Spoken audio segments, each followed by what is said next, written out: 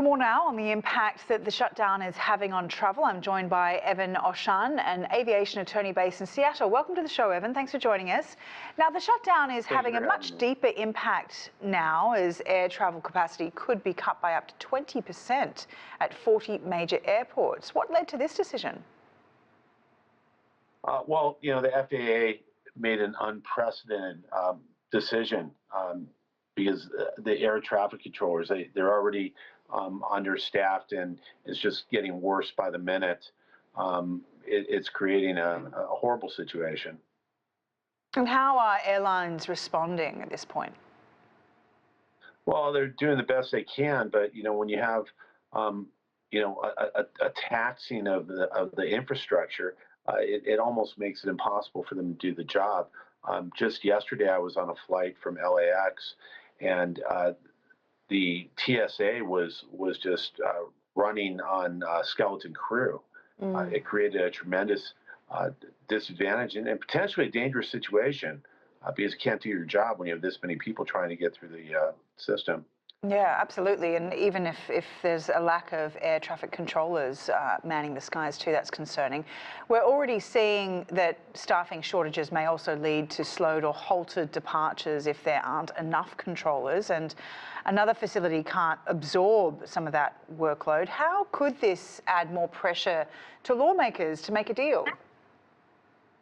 Well, look, we travel the skies. That's what we do in America. It's not just on the holidays. I mean, people travel. Oftentimes, they commute. They commute for business. They commute, weekly, daily. And this type of strain is creating a horrible situation. It's affecting the economy. It's affecting people's ability to move the way they have to move. And when you have flights going up with limited resources, with not having enough air traffic controllers, it's putting everybody at risk. So my message to Washington is you got to get your act together. You really do. And some industries rely on air travel, like shipping, charter travel for schools or sports. What are some of the challenges and consequences that the broader economy could face from this? Well, absolutely. It's across the board because it's basically tying up the country in a knot. It's affecting the economy when goods and also services, people in the service industry who have to travel to different locations and they're unable to do so, or they finally get a flight. I was talking to a friend of mine who told me it took him 36 hours to get to Mexico from Northern California. 36 hours. Wow. That's pretty long time to get there. He told me he had to make all kinds of changes and switches and stopovers, and he's down in Mexico for business.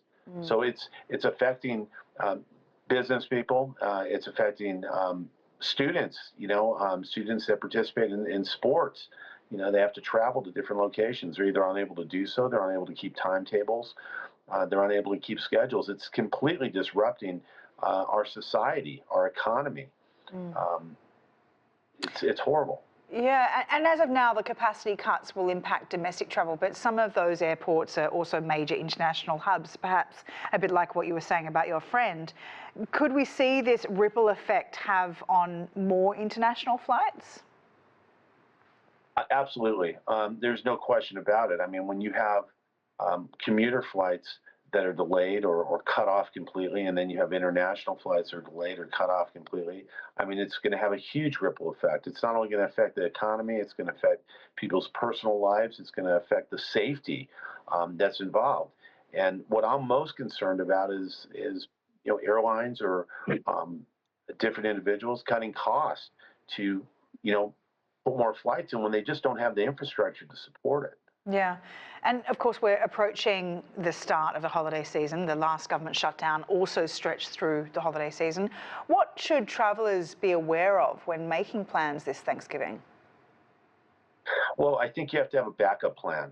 Okay? And when I say backup plan, I mean you have to have another mode of transportation available to you if you need to go somewhere.